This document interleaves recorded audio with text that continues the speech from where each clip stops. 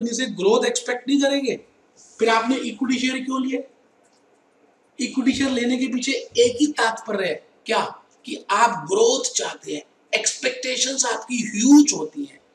तो बेटे D1 is equal to D0 plus growth of D0, D2 is equal to D1 plus growth of D1। दिल है कि मानता नहीं बेटे? D3 is equal to D2 plus growth of D2। अब सवाल आता है कि ये जो ग्रोथ रेट आपको दिया गया है, ये ग्रोथ रेट दो तरह के हो सकते हैं। Growth rate can be of two types. बेटे ग्रोथ रेट दो तरह के हो सकते हैं। एक तो फिक्स्ड ग्रोथ रेट, जो भैया ग्रोथ रेट फिक्स्ड ही रहेगा। फिक्स मतलब पूरे अनंत काल तक सेम ही रहेगा। मैंने एक्स एक्सिस में ईयर ले लिए, वाई एक्सिस में ग्रोथ ले लिया, बेटे फिक्स्ड ही रहेगा। दूसरे बेटे वेरिएबल होते हैं, या मैं इसको कहूं सेमी वेरिएबल भी, इसी के साथ लिख देता हूं, जगह नहीं है तो सेमी वेरिएबल ग्रोथ रेट्स। और वेरिएबल ग्रोथ रेट्स कैसे होते हैं बेटे? जो फिक्स भी रहते हैं फिर इंक्रीज हो जाते हैं, या इंक्रीज ही रहते हैं, दोनों में डिफरेंस, या चेंज होकर फिक्स्ड हो जाते हैं। अब एक बच्चा चक्कर में पड़ेगा, पता नहीं क्या चित्र बना दिए। मैंने कहा एक्स एक्सिस में ईयर है, ये हम वैल्यूएशन के कोर्स के सीएस में करते हैं, वो नॉलेज थोड़ी सी दे रहा हूं। ग्रोथ ग्रोथ ग्रोथ, ये तो वेरिएबल ही हो गया। ये पहले फिक्स था फिर वेरिएबल, ये पहले वेरिएबल था फिर फिक्स्ड, तो किसी भी तरह का हो सकता है। ज्यादातर आपके पेपर्स में इस तरह की ग्रोथ आती है, क्योंकि यही हम इसी के बेसिस पे अगर होगी तभी कंप्लीट कर सकते हैं वैल्यूएशन, नहीं तो नहीं हो सकती। क्योंकि कितनी बार वेरिएबल होगी, अनंत काल तक थोड़ी जाना है। तो नीचे लिखे while valuing equity shares, generally growth rate is variable in initial years. Generally growth rate is variable in initial years and then fixed up to infinity। तो बेटे ये ग्राफ ज्यादा चलेगा आपकी वैल्यूएशन ऑफ इक्विटी शेयर्स में। तो एक last note लिखना है, लास्ट नोट लिखना। तो एक बच्चा भूल गया क्या? डी तक लिख लिया था, ई लिखिए अब। ई, in case of valuation of equity shares, when growth rates have also been specified, जब ग्रोथ रेट भी दिए होते हैं, then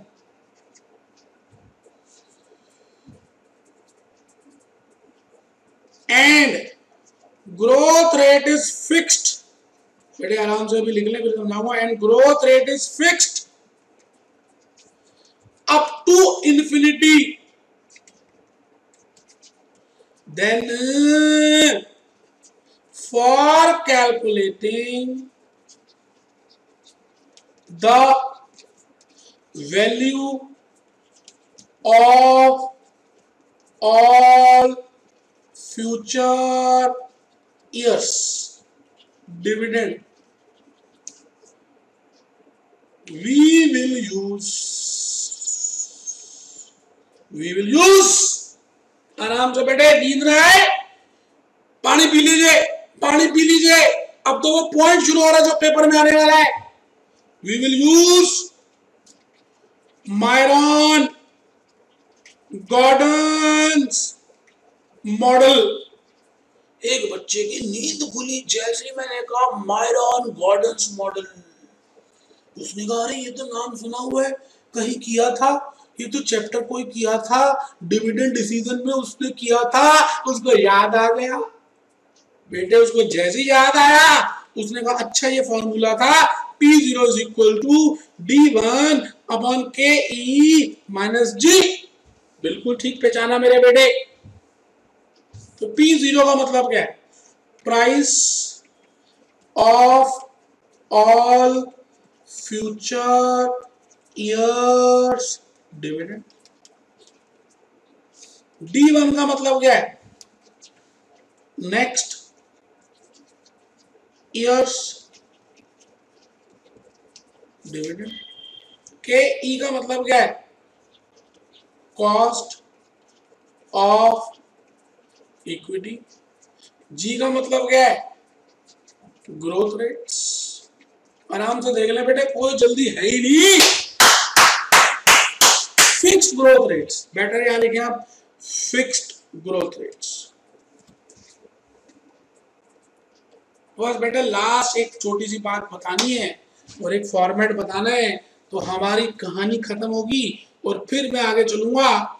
मैं F पॉइंट बताना चाह रहा हूं। In case of Myron Gordon model, in case of Myron's Gordon model,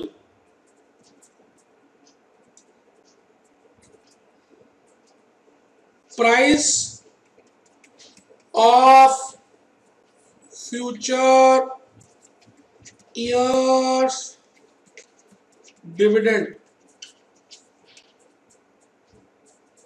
price of future years dividend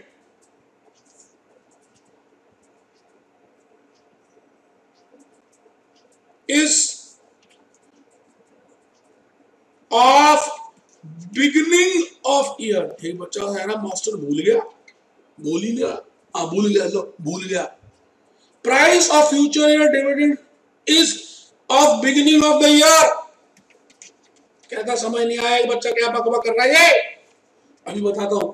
मैंने कहा आपने यहां लिखा P0 और यहां लिखा D1 upon KE minus G। जब यहां D1 लिखा तो यहां D0 आया, P0। और जब जब जब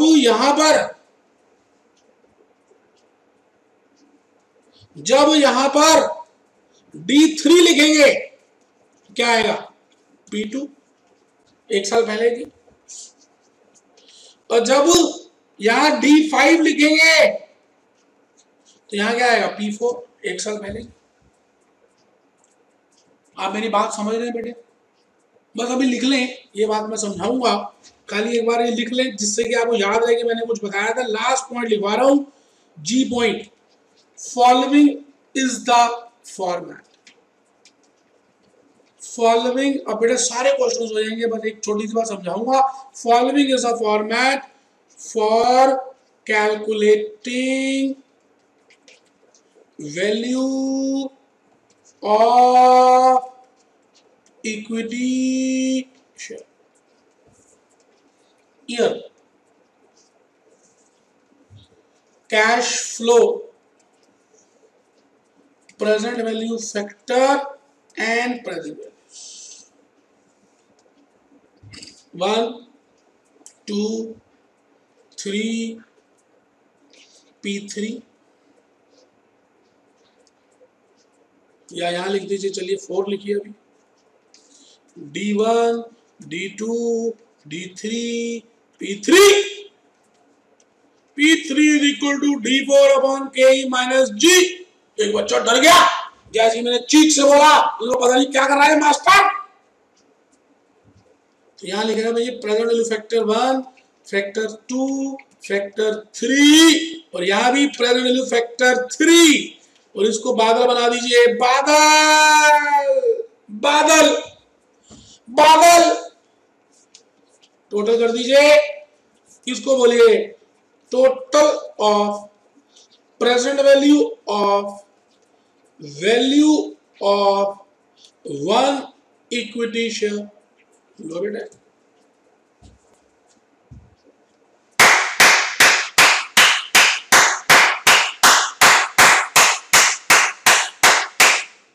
following is the format for calculating value of equity share। आप आराम से बना लें, जहां बादल बनाए बादल बनाए, जहां P3 is equal to D4 upon K minus G लिखा है वहां पे ये लिखे, कोई टेंशन की बात नहीं।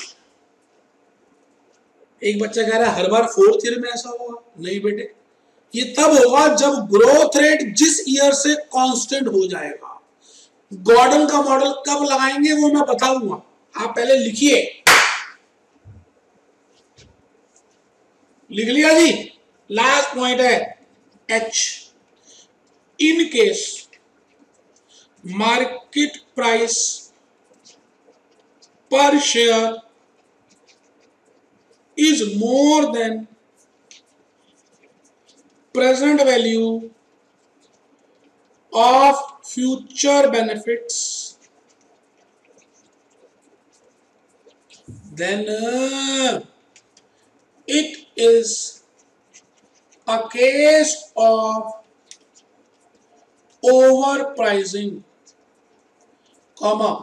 the investor should avoid these types of shares। आराम से बैठे। और इसी में बेटे ये केस 1 हो गया H पॉइंट में, H में ही केस दूसरा भी है, H में ही केस दूसरा भी है। इन केस मार्केट प्राइस पर शेयर, मतलब वैल्यू ऑफ इन्वेस्टमेंट कह सकते हैं, ये भी तो बोल सकते हैं वैल्यू ऑफ कैश आउटफ्लो, क्योंकि अगर वो इन्वेस्टर खरीदेगा तो उतनी जेब पे पैसे जाएंगे, और value of investment is less than present value of equity share, that is present value of all future years benefits। तो लिखें जी, then it is better, when it is better to buy these types of shares, as these shares are underpriced। लो बेटे, लिख लो, कोई tension की बात ही नहीं बेटे, सब प्यार से बता दूंगा, लिखना कुछ नहीं है, बस मेरी बात को सुनना है। तो बेटे आइए क्वेश्चन नंबर 14 से मैं शुरू करूंगा सारी कहानी, पेपर में आए हुए क्वेश्चंस हैं। और बेटे मैं तो समझता हूं कि अगर आपने एक दो क्वेश्चंस में ध्यान से समझ लिए, जैसे मैं 16th कराऊंगा, 17th भी करा दूंगा, 18th भी करा दूंगा, तो बाकी दो क्वेश्चंस आपके आराम से हो जाएंगे। तो चलिए 16th क्वेश्चन को पहले पढ़ते हैं। Question number 16, page number 319, page 319। Consider a common stock, वो कहता है जी एक इक्विटी शेयर को कंसिडर कीजिए, whose dividends are expected to grow at 25% rate for 2 years। तो कहता है जी 2 सालों में तो 25% का ग्रोथ रेट रहेगा, और उसके बाद मतलब T3 से अनंत काल तक, कालों के काल, महाकाल तक 5% हो जाएगा।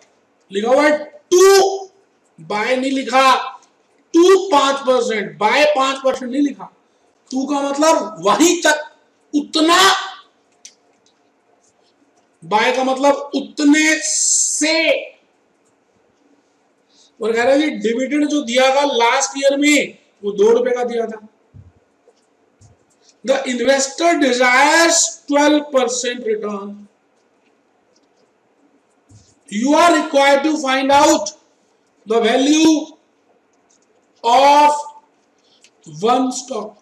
आराम से बेटे, कोई जल्दबाजी नहीं है, ध्यान से क्वेश्चन को पढ़ के समझ लें, एक एक वर्ड को आत्मा के अंदर उतार लें, चित्र बनाएं, चित्र बनाएं।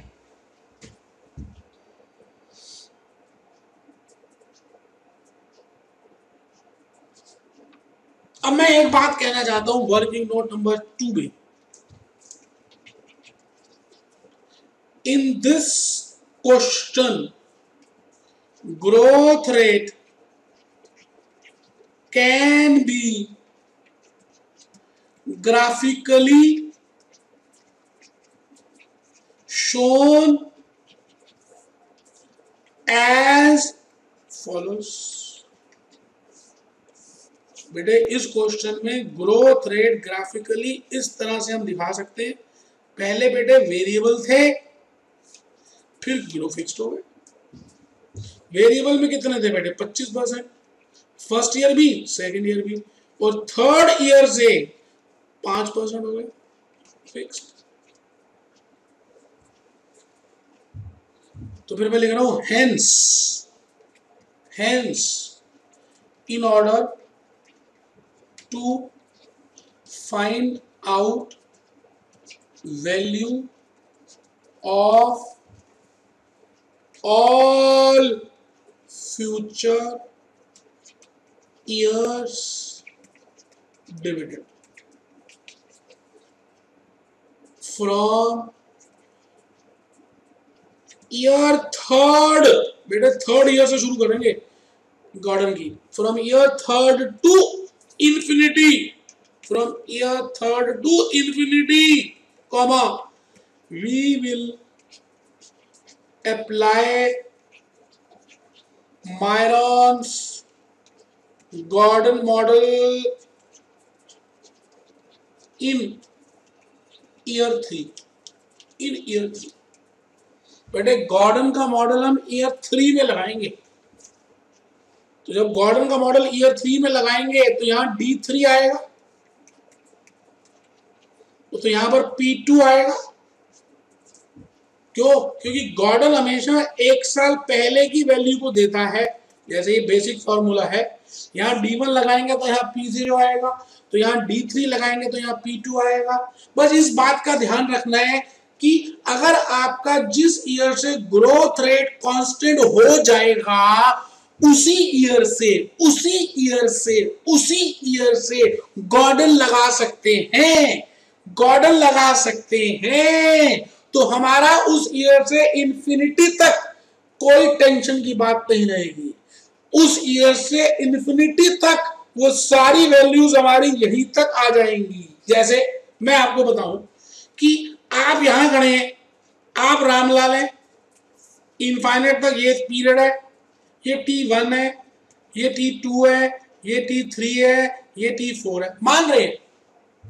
यहां पर ग्रोथ रेट 8% है, यहां भी 8 है, यहां भी 8 है, या यहां पर 18 है, यहां पर चलिए 12 है, और यहां से वो कह रहा है जी 5% रहेगा, X% कांस्टेंट रहेगा।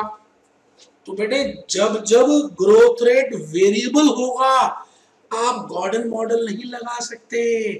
जिस ईयर में ग्रोथ रेट सेम होगा इंफिनिटी तक, तो मैं ज्योमेट्रिक प्रोग्रेशन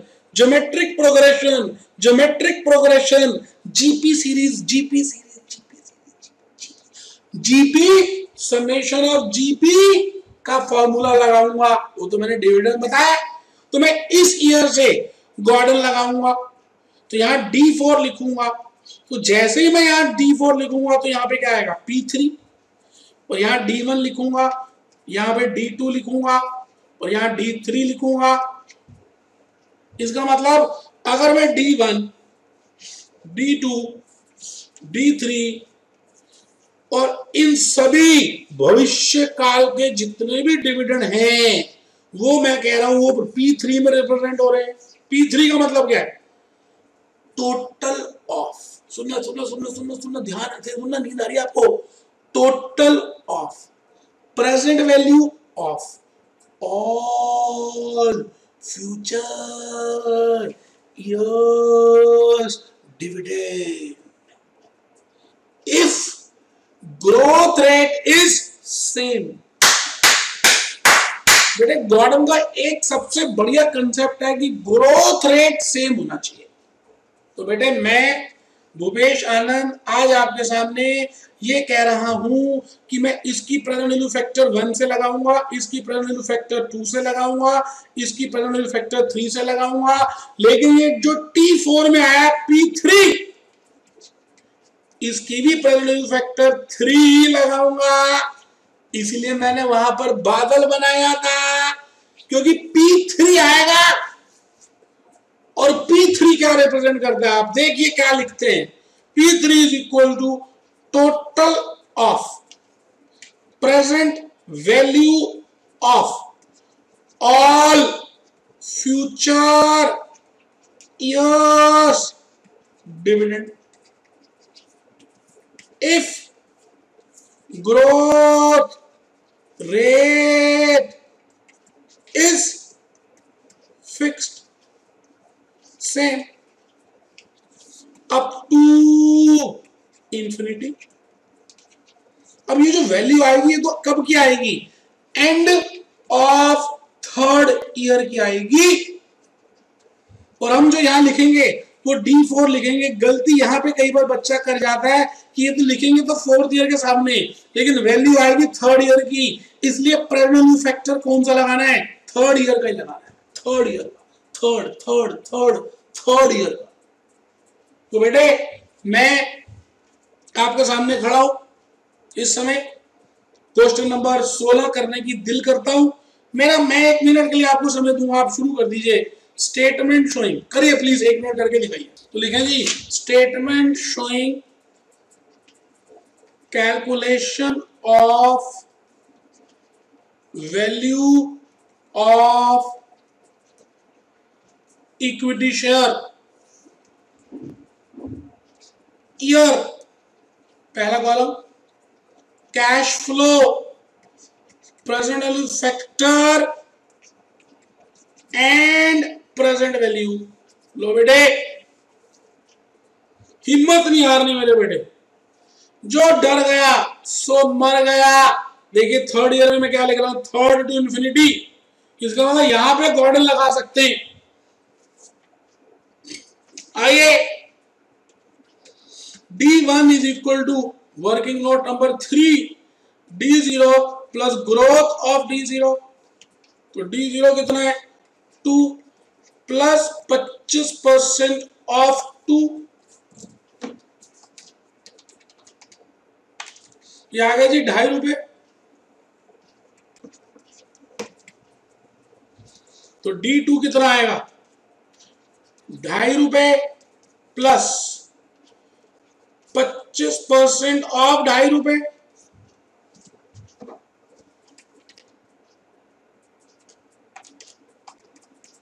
₹2। ये आ गया जी ₹3.12। आराम से देख लीजिए। और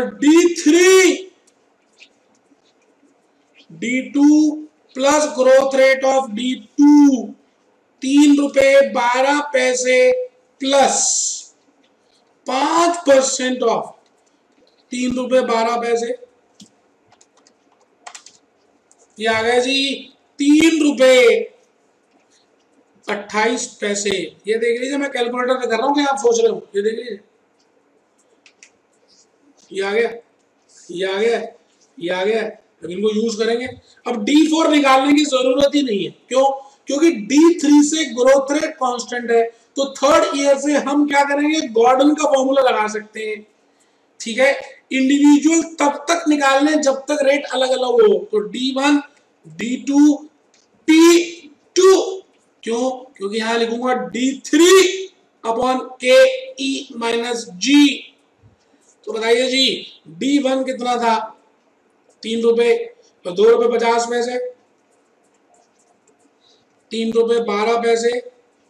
अब मैं आ रहा हूं, गॉर्डन का फॉर्मूला लगा दूंगा। Working note number 4, P2 is equal to D3 upon KE-G।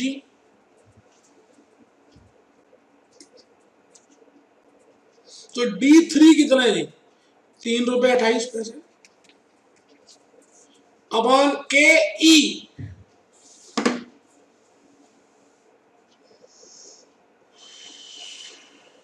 12% है, 12 माइनस 0.05 ग्रोथ रेट। आइए आइए, ये आ गया जी 46 रुपीज 85 पैसा,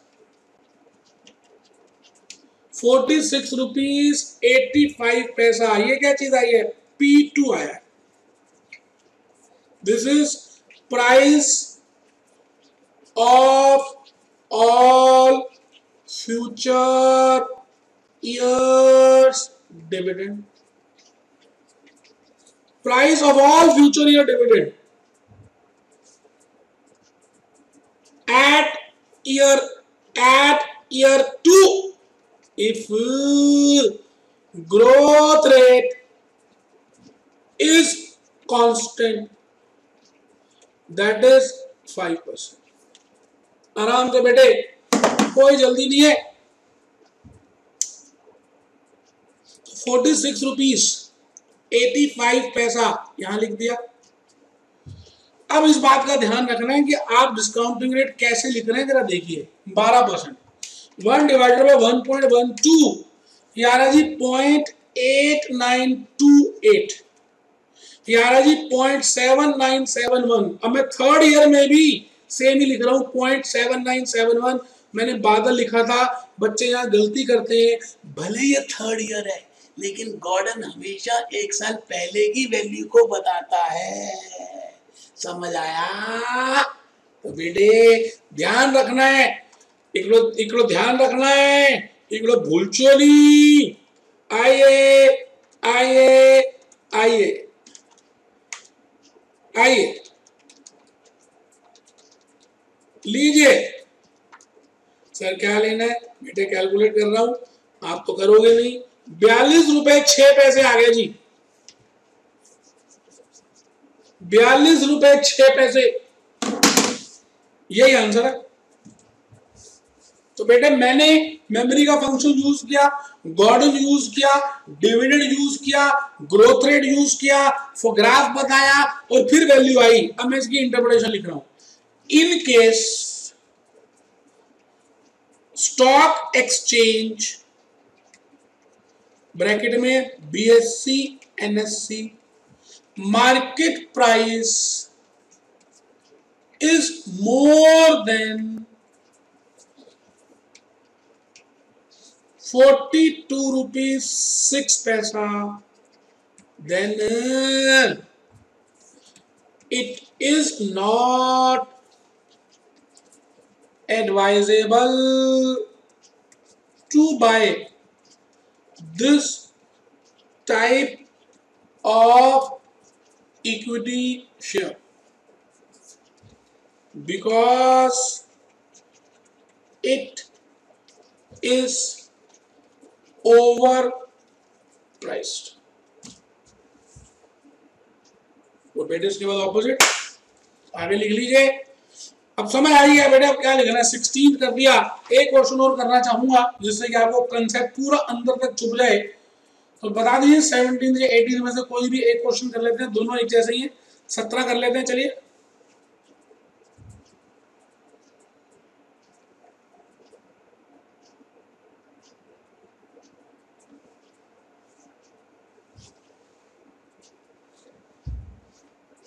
Ramesh and company pays a dividend of 2 with a growth rate at 7%. The risk-free rate is 9%. The market rate of this, they're 13%. Presently, the company has a beta of this. Hence, due to a decision of finance manager, beta is likely to increase to 1.75. Find out the present as well as likely value of share after the decision. ठीक है जी, बहुत बढ़िया, बहुत बढ़िया। तो पहली बात मैं चाहूंगा कि आप पहले 18th करें, थोड़ा हाथ पक्का होगा, फिर 17th करा दूंगा। पहले 18th कर लें।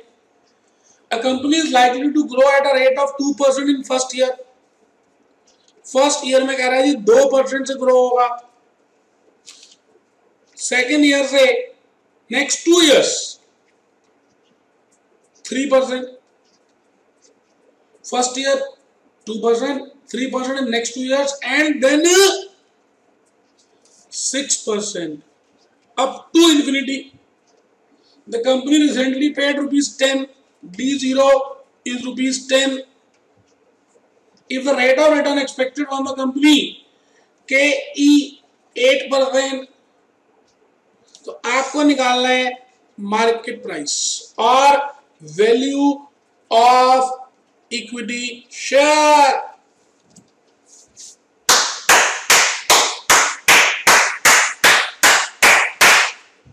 चलिए बेटे शुरू कर देते हैं कहानी किस्मत की। तो मैं आपसे ये कह रहा हूं कि इस ईयर से गॉर्डन का फॉर्मूला लग सकता है, क्योंकि इस ईयर से वो बिल्कुल कांस्टेंट है। तो लिख रहा हूं statement showing calculation of value of equity share. Statement showing calculation of value of equity share. Year cash flow, present value factor, present value. लो बेटे 1 2 3 4 से इन्फिनिटी। चलिए जी वर्किंग नोट बनाते हैं। D1 is equal to D0 plus growth rate of D0, 10 plus 2% of 10।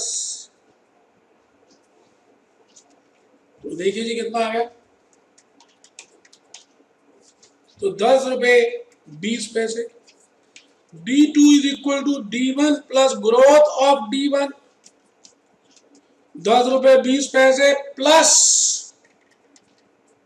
3%, क्या आ गया जी 10 रुपए 50 पैसे।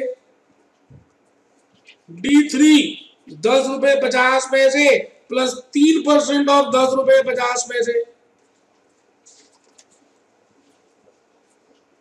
10 रुपीज 50 इंटू 3%, यह आ गया जी 10 रुपीज 81 पैसा।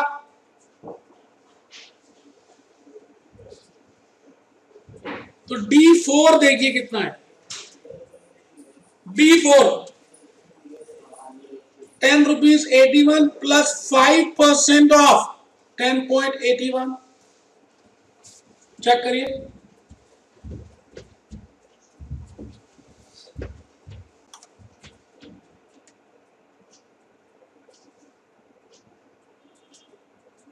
अच्छा 6% है, 6 है बेटे, तो यहां 6 लिख लेते हैं। तो 10.81 इंटू 6% प्लस ये आ गया जी 11 रुपए 45 पैसे। यही आंसर्स हैं जो मैंने निकाले हुए हैं, तो मैं वहीं से देख लेता हूं। मैंने निकाल के दिखा तो दिए ही है।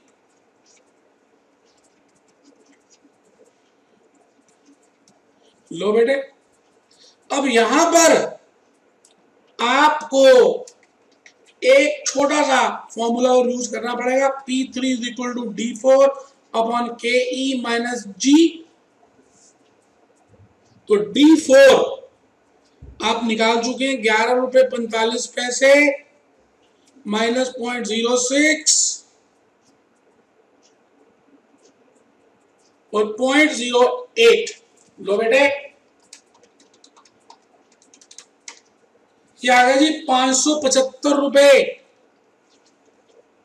575 रुपीज। क्या चीज रिप्रेजेंट करता है?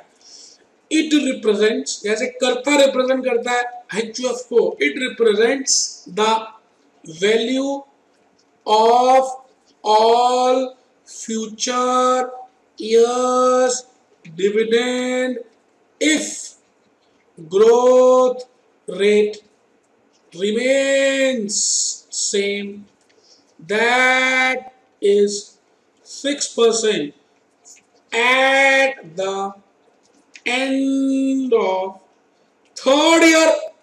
ये बात का ध्यान रखना बेटे, थर्ड ईयर का ये D4 यूज कर रहे हैं तो वैल्यू तो थर्ड ईयर की आएगी।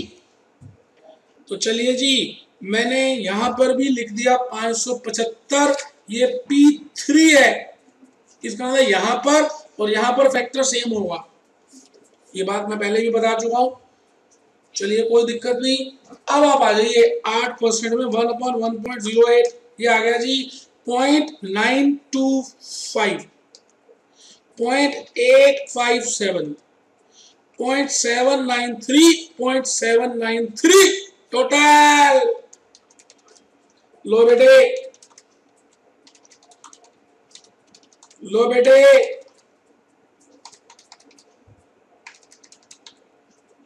बेटे कोई नहीं कराता इस तरह से जिस तरह से मैंने कराया, फेस टू फेस में भी नहीं कराता, रिकॉर्डेड की तो बात ही छोड़ दो बेटे। ये तो मुझे प्यार था तो मैंने आपको ये चैप्टर भी डिटेल में करा दिया। ये देखो आंसर भी आ गया 482.40, मेमोरी प्लस का फंक्शन यूज किया।